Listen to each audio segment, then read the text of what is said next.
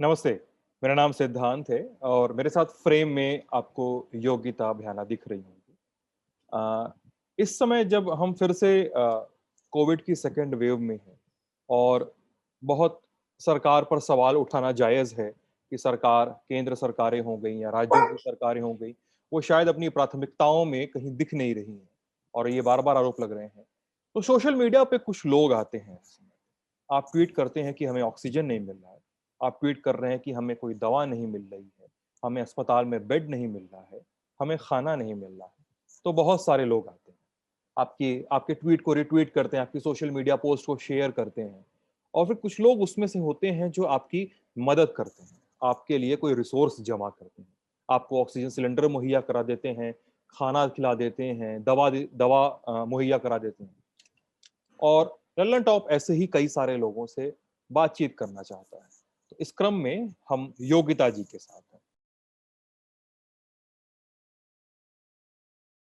योगिता जी, बातचीत करने के लिए बहुत-बहुत शुक्रिया, समय निकालने के लिए और सबसे अधिक शुक्रिया उस काम के लिए जो आप कर रही हैं फ़िलवक़्त, जो आप सोशल मीडिया पर एक्टिव हैं और लोग आपको टैग करते हैं और गाहे-बगाहे, देर, जल्दी, किसी भी समय कोशिश ये रहती होगी कि आप नज़र ज़रूर बनाए रखें। तो योगिता, मैं इस सब चीज़ों पे बाद में आऊँगा, शुरुआत से शुरू करते हैं। जो थोड़ी बहुत जानकारी आपके बारे में मेरे पास है, पढ़ने-लिखने से आई है। आप एयरलाइन्स के साथ काम करती थीं और फिर वो सफ़र जो है 2007 में जाकर ख़त्म हो जाता है। क्या था एयरलाइन्स का सफ़र, एयरलाइन्स ख़त्म होने का सफ़र, क्या था? जी वो सफ़र वो चॉइस नहीं थी, वो एक कह सकते हैं कि वो पैशन नहीं था, वो सिर्फ़ एक ज़रिया था। Just as a college student I joined the airline, तो मुझे लगा कि कुछ समय करूँगी, I will make some pocket money और I will survive during college days. और उसके बाद छोड़ के मुझे शुरू से ही इसी सेक्टर में, सोशल सेक्टर में कुछ करने का मन था। बट क्योंकि एयरलाइन की job very addictive and it took me 7 years, उसको 7 साल लग गए मुझे ये डिसीजन लेने में। और हर एक का कोई ना कोई रीज़न होता है। मुझे एक ऐसा ही कोई वाक़या मेरे साथ हुआ था, तो मुझे लगा अब ये हाई टाइम है, अब मुझे छोड़ना ही पड़ेगा। वो हेल्थ से रिलेटेड ही था, हॉस्पिटल से रिलेटेड ही था कोई किस्सा, जिसकी वजह से मैंने डिसाइड किया कि अब नहीं छोड़ा तो फिर क्योंकि वहाँ प्रमोशन ड्यू थी, एक बहुत लीडिंग एयरलाइन थी किंगफिशर एयरलाइन, उसके हुँ, सीनियर मैनेजमेंट में थी, तो मुझे लग रहा था कि अभी नहीं छोड़ा तो फिर ये और ट्रैप हो जाएगा, और इसीलिए मैंने 2007 में इसको छोड़ दिया। और 2007 में ही हेल्थ सेक्टर से शुरुआत की, हॉस्पिटल्स के सोशल वेलफेयर कमिटीज में गवर्नमेंट के साथ सीखने के लिए डिग्री लिया हुँ, 2008 में इसी के ऊपर, डिजास्टर मैनेजमेंट में। क्योंकि मुझे था कि मुझे मालूम था इसमें ये जो अब हम भुगत रहे हैं 2021 में, मुझे पहले से आइडिया था कि हमारा हेल्थ इंफ्रास्ट्रक्चर वैसे भी बहुत पीछे है, हुँ, पेंडेमिक के लिए तो हम बिल्कुल तैयार नहीं है, इसीलिए मैंने हुँ, अपनी डिग्री भी पेंडेमिक मैनेजमेंट में लिया है। ओके। तो मुझे आइडिया कह सकते हैं, या एक अंदर से ज़ील था इस विषय पे काम करने का, और जब हुँ, ये टाइम आया तो definitely I had to be on the forefront. हुँ। वो वाक़या अगर आप के पास थोड़ा-सा फ्रीडम हो या आप शेयर करना चाहें, तो वो क्या वाक़या था that made you switch from airlines to social works? See as I said कि शुरू से ही मेरा मन था इस सेक्टर में आने को, बट एक हाँ, एक्सीडेंट विक्टिम को मैं लेके जा रही थी, सड़क से उठाया था और अस्पताल लेके गई थी, और हॉस्पिटल में जिस तरह से नेग्लिजेंस हुई, ये नहीं थी कि उसको जो चोट लगी थी उससे उसकी मृत्यु हुई। उसकी मृत्यु इसलिए हुई कि अस्पताल में उसको ट्रीटमेंट टाइम से नहीं मिला। हालांकि मैं खड़ी थी साथ में, पर उस समय मेरे में वो एक्टिविस्ट वाला वो नहीं था, it was just a beginning, तो मैं उतना पुश नहीं कर पाई। मुझे लगा मेरी तरफ से गलती हो गई कि मैं डॉक्टर्स को सही से कन्विंस नहीं कर पाई। वो बहुत गरीब एक सोशल ये सिक्योरिटी गार्ड था कंपनी का, हुँ, और हिट एंड रन में उस काफी देर पहले तो सड़क पे पड़ा रहा। जब मैं अस्पताल लेके गई तो उसको काफी देर तक किसी ने उठाया नहीं, पहले फिर वहां पर स्ट्रेचर पे पड़ा रहा। जब ट्रीटमेंट शुरू हुआ, by then it was too late, और ही वाज डिक्लेयर्ड डेड। और यहीं पे खत्म नहीं हुआ, उसकी पूरी फैमिली को जब मैंने अडॉप्ट कर लिया एक तरह से, और उनके लिए केस लड़ा, एज अ विटनेस केस लड़ा, उनको कंपनसेशन दिलाने में, और ये सब एज अ विटनेस गई। तो मैंने देखा कि एक व्यक्ति चला गया, और बहुत गरीब परिवार था, उन बहुत स्ट्रगल थी। तो मुझे लगा कि इट्स हाई टाइम कि हम इन सब चीजों पे करें। Road safety definitely, health infrastructure, काफी सारी चीजें मुझे अट्रैक्ट की इस चीज में, और मैंने किया भी। शुरू में काफी काम किया इस मुद्दे पर, और अभी फिर से अभी पेंडेमिक में कर रही हूँ। ओके, अच्छा, फिर 2011 तक आपने फिर एक संस्था, दास फाउंडेशन या दस फाउंडेशन, क्या नाम था? दास चैरिटेबल फाउंडेशन। दास चैरिटेबल फाउंडेशन, आपने 2011 तक उसको चलाया। जी। आपने उसका नींव रखी 2007 में। क्या था दास फाउंडेशन का पूरा? उसमें यही था, मुझे एक नाम रखना था, और जब मैंने 2007 में नाम रखा, it was meant to be servant of God, दासः, Sanskrit. I wanted to हाँ हाँ। adopt that. That's a servant of God. So that's why I named it like this. And but unfortunately, जब 3-4 साल तक देखा कि एनजीओ के गोरख धंधे और किस तरह से फंड्स लिए जाते हैं, मिसयूज किया जाता है, तो मुझे लगा one should go beyond NGO, क्योंकि अगर आप एक क्लियर माइंड से और क्लियर हार्ट से काम करना चाहते हैं, बहुत डिफिकल्ट है। तो मुझे लगा कि एज एन एक्टिविस्ट भी मैं बहुत कंट्रीब्यूट कर सकती हूँ। हाँ, डेफिनेटली एनजीओ की एक आइडेंटिटी होती है, उसमें कोई डाउट नहीं है। I wanted to do a lot, but जब मैंने समझा सिस्टम को, तो मुझे लगा कि लेट्स डू इट एनीवेज, चाहे वो एनजीओ के थ्रू हो, चाहे इंडिविजुअल हो। काम में इम्पोर्टेंट होना चाहिए, काम करना इम्पोर्टेंट होना चाहिए। ओके। अब 2011 आता है, 2012 में एक बहुत नृशंस घटना सामने आती है। दिल्ली में एक गैंग रेप की घटना होती है, जिसको हम प्रचलित अर्थों में निर्भया गैंग रेप कहते हैं। उसके पूरे जस्टिस फॉर निर्भया कैंपेन में आप एक्टिव रहे, और उनके पेरेंट्स से आपकी मुलाकात होती है उसी कैंपेन के दौरान, निर्भया के पेरेंट्स से। क्या बातचीत हुई मुलाकात? सो 2012 में जब ये घटना हुई, और उस घटना से मुझे नहीं लगता कि कोई भी अछूता रहा हो उसके सेंटिमेंट से। हर एक ने अपने आप को जोड़ के देखा, और जब वो प्रोटेस्ट हुआ, मैंने भी भागीदारी ली, और ना कि सिर्फ भागीदारी ली, I think I would say कि उसको काफी हद तक हमने प्रोलॉन्ग किया। मेरा एक पूरा वहाँ पर ग्रुप बन गया, हम लोगों ने उसको जितना हम लोग जितनी देर तक हम उस पर आवाज उठा सके, काफी महीनों तक हमने उसको कंटिन्यू किया था जंतर मंतर पर, जो कि बाकी लोग चले गए थे। और उसके दौरान मेरी मुलाकात काफी और एक्टिविस्ट से, लाइक माइंडेड लोगों से हुई। तो हमने इस चीज को सोचा कि इस मुद्दे पे काम होना है, तो definitely I was already in social field, तो मुझे लगा कि इस चीज को भी हाईलाइट करने की जरूरत है। तो जब मेरी उनके पेरेंट्स से मुलाकात हुई, तो मैंने हियरिंग्स में जाना शुरू किया, इस मुद्दे को भी समझना शुरू किया। और बहुत अनफॉर्चुनेट था कि इस चीज को कोई सीरियसली नहीं लेता था इस केस से पहले, पर ऐसे केसेस पहले भी होते थे, ऐसे केसेस आज भी हो रहे हैं।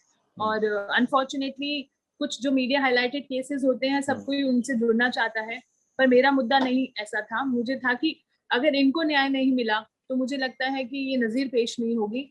तो उस मद्देनजर जब मैंने और भी केसेस को अटेंड करना शुरू किया, तो इनके साथ भी मैंने हियरिंग्स में गई, और ना कि इनके साथ, ऐसे बहुत सारे केसेस हैं जो लाइमलाइट में नहीं आते, जैसा मैंने कहा, उनके साथ भी मैं हर हियरिंग्स में गई। मैं समझना चाह रही थी मुद्दे को, और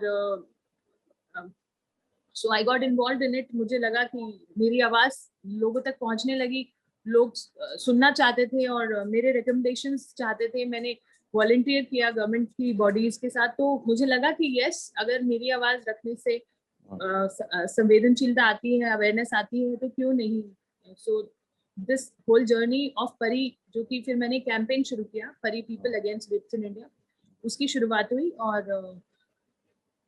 बाकी सब आपके सामने है कि बस इतना मैं बोलूंगी कि प्रिवेंशन पे काफी काम होने की जरूरत है, तो नहीं हो रहा है, जिसपे परी लगातार कार्यरत है। और ऐसे और लोग हैं जिनको मीडिया हाईलाइट नहीं है, उनके साथ भी हम लगातार खड़े रहते हैं। 2015 में जो जुवेनाइल परपेट्रेटर था इस पूरे केस का, उसके रिलीज के वक्त आपने एक काफी भयावह भयावह नहीं, भारी भरकम कैंपेन चलाया था, और वो काफी रिफ्लेक्ट हुआ था।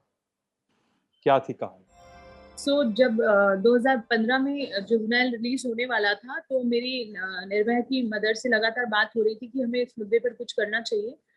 एज प्रोटेस्ट हम कर चुके थे, तो मुझे लगा इससे बढ़िया और तरीका नहीं है अपनी आवाज उठाने का। तो मैंने काफी लोगों को मैसेजेस किए कि हमें जेल के बाहर या कहीं पर कुछ आवाज उठानी चाहिए। यही मैसेज मैंने निर्भया की मदर को भी किया कि आप भी आइए, उसका हिस्सा बनिए, आपके आने से काफी बल मिलेगा इस आंदोलन को। तो पहले तो वो काफी सोचने लगी, उन्होंने मना भी कर दिया मुझे कि नहीं, हम सरकार के खिलाफ नहीं जाएंगे।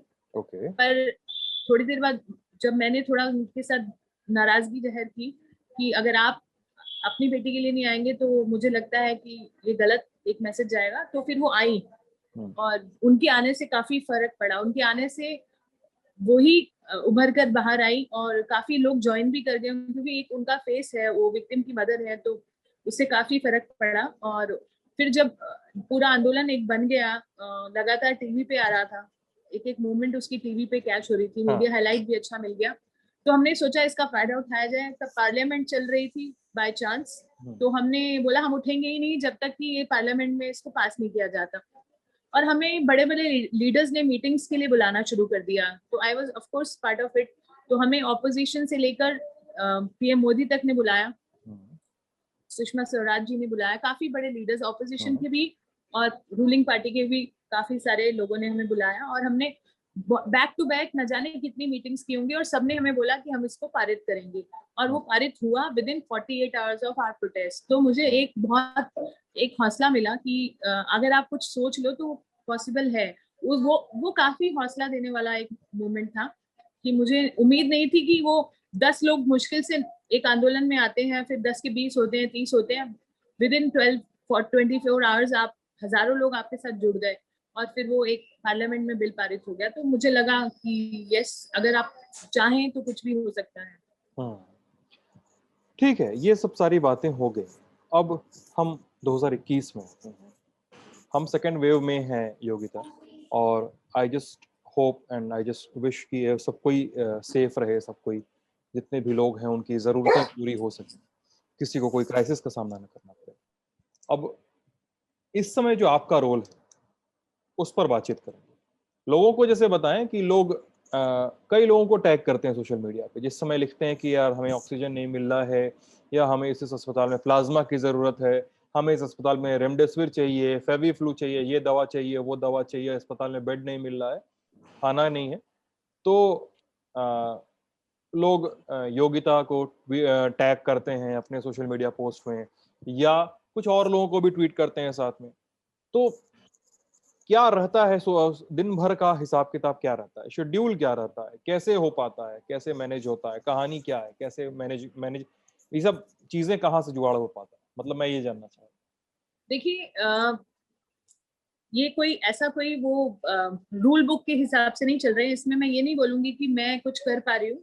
हमारा सक्सेस रेट 5% होगा, not beyond that. Last 1 week में फैमिली और फ्रेंड्स के लिए शुरू किया था, बट जैसे जैसे हालात खराब होते गए, परी की वॉलंटियर टीम है 8 से 10 लोगों की, वो लगातार फोन पर है, मैं खुद फोन पर हूँ। देखिए, जब किसी परिवार के सदस्य को कोविड हो जाता है या कॉम्प्लिकेशन हो जाती है, कोई भी बीमारी हो जाती है, वो 10 जगह कोऑर्डिनेट नहीं कर सकते हैं। इस बात का आप समझ सकते हैं, क्योंकि उनकी मानसिक स्थिति ऐसी नहीं होती है कि वो 10 अस्पतालों में फोन करें, और वो कर भी रहे होते हैं तो बेचारे मजबूरी में।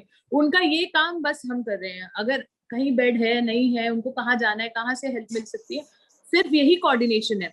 इट्स नॉट कि मैं कोई ये बोल रही हूँ कि मैं कोई मसीहा हूँ या मैंने उनको बेड दिला दिया, ये बहुत गलत बात है, ऐसा कोई क्लेम नहीं हम कर रहे। हम बस कोऑर्डिनेट कर रहे हैं।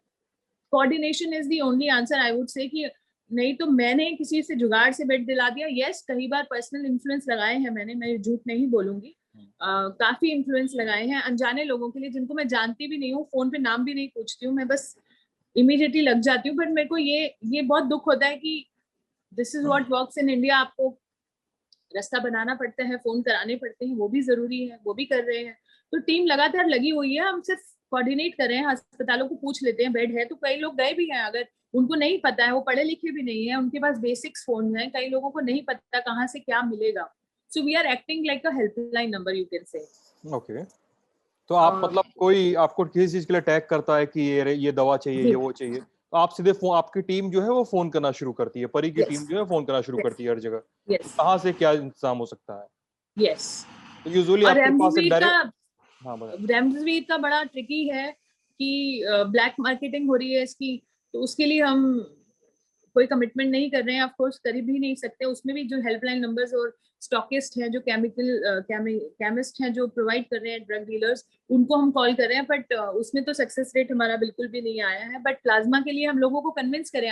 कल आज से मेरी टीम ने नया इनिशिएटिव हम लोगों ने लिया है कि हम कॉल कर रहे हैं लोगों को जो रिकवर हुए हैं, उसका डेटा मैंने मांगा था दिल्ली गवर्नमेंट से, ऑफ कोर्स वो दे नहीं सकेंगे क्योंकि ऑफ कोर्स प्राइवेसी इशू है। बट हम रैंडमली भी लोगों को कॉल कर रहे हैं कि आप प्लीज प्लाज्मा दीजिए। मेरी लगातार आप ट्विटर पे देखेंगे अपील चल रही है। जो चीज हम कर सकते हैं तो हम कर सकते हैं। अभी भी आपके इंटरव्यू के बाद मैं कहीं जा रही हूँ प्लाज्मा के लिए, किसी के लिए, मैं जानती भी नहीं हूँ उन लोगों को, बट ये है कि जो जो मानसिक स्थिति से वो गुजर रहे हैं, अगर कल को मेरे साथ ऐसा हो तो मैं चाहूंगी कि कोई थर्ड पर्सन कोऑर्डिनेट करे, क्योंकि हमारे परिवार में ऐसी स्थिति नहीं होगी कि वो सारी चीजें कोऑर्डिनेट कर पाएंगे। तो उसी का एक्सटेंशन है और काफी लोग काम कर रहे हैं, मैंने देखा है काफी लोग कर रहे हैं और सोशल मीडिया की ताकत है जिससे हम लोग आवाज उठा पा रहे हैं। हाँ बट ऑन मैं ग्राउंड भी काम हो रहा है, ऐसा नहीं है, टीम बैठी है लगातार, कॉलिंग चल रही है। It's like a call centre, मेरा जो ऑफिस सेटअप है वो कॉल सेंटर में कन्वर्ट हो गया है अभी। I hope they are safe while doing this all this things. मैं एक सवाल पूछना चाहता हूँ, इसका आप जिस भी फ्रीडम के साथ चाहें उस फ्रीडम के साथ जवाब दें योगिता। बहुत सारे मैसेजेस आते होंगे, बहुत सारे फ़ोन आते होंगे, मुझे नहीं पता कि लोग आपसे किन किन तरीक़ों से कांटेक्ट करते हैं, लेकिन कई कई बार कुछ ऐसे फ़ोन कॉल हैं या कोई मैसेज है जो एक इम्प्रेशन छोड़ जाते हैं, या तो हार्ट ब्रेकिंग होते हैं या तो हार्ट वार्मिंग होते हैं, वो एक अलग तरीके की छाप छोड़ते हैं। क्या कुछ ऐसे इंसिडेंट्स आप याद करना चाहेंगे? बहुत है, पिछले 5 दिन में तो मैं आपको बता ही नहीं सकती हूँ।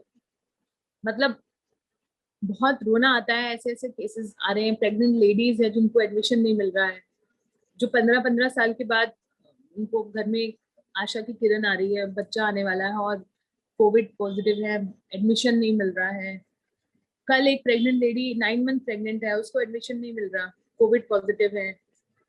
आई मीन ये सारी स्टोरीज हैं। प्लस लोग इसलिए मर रहे हैं कि ऑक्सीजन नहीं है। मतलब इट्स वेरी बेसिक, आप किसी की जान जाते हुए देख रहे हैं कि उनको ऑक्सीजन नहीं मिल रहा है। मैं इससे ज्यादा हार्ट ब्रेकिंग क्या देख सकते हैं। कल एक डॉक्टर ने हेल्प के लिए रीच आउट किया था, वो खुद एक ऑर्थोपेडिक है, पटना के एम्स में भर्ती है, उनको आईसीयू का बेड नहीं मिल रहा था, ही वाज सिंकिंग। काफी मेहनत से बहुत सारे फोन करवाए गए, किए गए कि डॉक्टर की जान बचाना बहुत जरूरी है इस समय। फिर जो वो डॉक्टर है जिसने इतने साल सेवा की है, उसके लिए आईसीयू बेड नहीं है। Finally he got the bed. I don't know if he stable, just will pray for him. ऐसे ही एक और मित्र, एक मित्र हैं हमारे, जो हमारे लॉयर रहते हैं प्रो बोनो ऐसे केसेस में जहाँ पे रेप केसेस होते हैं, चेतन सिंह, वो उनके लिए बेड नहीं मिल रहा था, अभी भी वो स्टेबल नहीं है। बहुत सारे अनजाने लोग हैं जिनके लिए मैं क्या बोलूं, जिनको मैंने शक, जिनका मैं चेहरा नहीं देख पाती हूँ, बट या हेल्पलेस। बहुत बहुत क्राइसिस है और हर केस सेंसिटिव है, हर जान कीमती है। That's very. आई होप लोग ठीक हों, लोग जल्द से जल्द ठीक हों। आई होप कि किसी भी व्यक्ति को, किसी भी इन्फ्लुएंशियल वीवीआईपी पर्सन को बीमार होने पर बेड मिलता है तो हम जैसे आम लोगों को भी बेड मिले, हमें भी सुविधाएं मिले, रिसोर्सेज मिले। आई होप कि सरकारें अपना काम करें, आई होप कि सरकारें जवाब दें कि देर कहाँ हो। बात करने के लिए बहुत बहुत शुक्रिया योगिता, आप लोग ललन टॉप देख रहे थे। Thank you.